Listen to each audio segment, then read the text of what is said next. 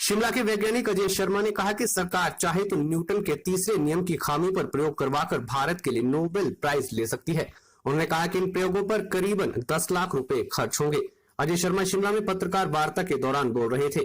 335 वर्ष पुराने तीसरे नियम के अनुसार क्रिया और प्रतिक्रिया हमेशा विपरीत और बराबर होती है। अजय शर्मा के अनुसार कुछ हालातों में क्रिया प्रतिक्रिया के बराबर कम और ज्यादा भी हो सकती है। उन्होंने कहा कि प्रयोगों में वस्तु का आकार एक महत्वपूर्ण घटक है जिसकी न्यूटन का नियम अनदेखी करता है। ये नियम की खामी है। उन्होंने कहा कि इस खामी की चर्चा करने की बजाय वैज्ञानिक इस मुद्दे पर बात ही नहीं करते और ये कैसा विज्ञान है जिसमें चर्चा करने की मनाही है। उन्होंने सरकार से मांग की है कि इस प्रोजेक्ट के लिए कमेटी बनाई जाए जिसे 10 लाख के बजट की जिम्मेदारी दी जाए और वे प्रयोग के लिए उपयोग में लाए जाने वाले उपकरणों का इंतजाम करें। पिछले 39 साल से आधारभूत नियमों पे रिसर्च की है जिसमें आइंस्टीन, न्यूटन और आर्किमिडीज शामिल हैं। लेकिन इस समय जो न्यूटन का तीसरा नियम है उसके कमी के बारे में दुनिया भर के वैज्ञानिक संस्थाओं ने मेरे विचारों को अहमियत दी है और लिख कर दिया है कि अगर ये प्रयोग किए जाते हैं और सफल हो जाते हैं तो भारत को नोबेल प्राइज़ मिलेगा। इनमें American association of physics teachers के प्रेसिडेंट और भारत के CSIR की laboratory, national physical laboratory new Delhi के साइंटिस्ट भी शामिल हैं। नियम की मुख्य खामी यह है कि यह वस्तु के आकार के बारे में पूरी तरह से साइलेंट है। ये उसके बारे में कुछ नहीं बोलता है।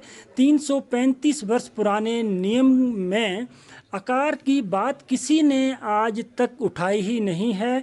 इसको उठाने वाला सिर्फ एक साधारण सा भारतीय है और अगर ये प्रयोग एक ढंग तरह से सफल हो जाएं तो भारत को नोबेल प्राइज़ मिलेगा और मैं इस बात पे पूरी तरह विश्वस्त इसलिए हूँ कि साइंसदानों की रिपोर्टें जो हैं एक 39 साल की मेहनत के बाद आज मेरे साथ पॉजिटिव हैं और मैं सरकार से एक ही रिक्वेस्ट कर रहा हूँ कि इस कार्य को सीरियसली लो। ये इस तरह से हल्के में लेने वाली बात नहीं है और एक कमेटी सी बना दी जाए जिसको 10 लाख रुपए दे दिए जाएं और मुझे पैसा बिल्कुल नहीं चाहिए ताकि वो प्रयोगों के लिए जो जो आवश्यक सामग्री है वो मुझे दें, मैं प्रयोगों को करूं।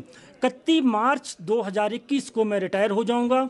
उसके बाद मेरे पास ऑफिस का भी कोई काम नहीं रहेगा और मैं 24 घंटे कोल्लू के बैल की तरह इन काम पे लग जाऊंगा। लेकिन सरकार को अब थोड़ा सा विश्वास करके ये मुझे करना ही पड़ेगा, मुझे सहायता करनी पड़ेगी। सर, एक छोटा सा सवाल था। लंबे समय से आप जो है केंद्र सरकार के पास भी है, केंद्रीय मंत्रियों से मिले हैं, क्या सरकार की तरफ से कोई ध्यान नहीं दिया गया, रिकमेंडेशन नहीं मिली? अंतर्राष्ट्रीय स्तर पर आपको रिकमेंडेशन मिल रही है लेकिन अपनी सरकार जो है रिकमेंड नहीं कर रही। सर, जो साइंस एंड टेक्नोलॉजी के मिनिस्टर हैं डॉक्टर हर्षवर्धन से ने 2015 में एक कमेटी बनाई है, national academy of sciences India, जो प्रयागराज इलाहाबाद में है। अब आप उम्मीद रखिए कि इतने समय से उन्होंने ना मुझे कभी बुलाया है कि आप अपनी बात आगे रखो, ना कोई रिपोर्ट आई है।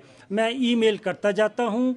फिर दूसरी बात ये होती है कि हमने साइंस में नई से नई बात देनी होती है तो मैं एक चूहे की तरह एक बिल में ही लगा हूँ कि नई बातें रखूँ और उसका मेरे को फ़ायदा भी हुआ। 2018 के बाद कितनी संस्थाओं ने मुझे आगे अप्रूव कर दिया।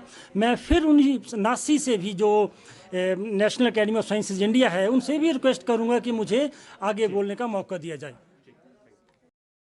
Bureau report, Shimla.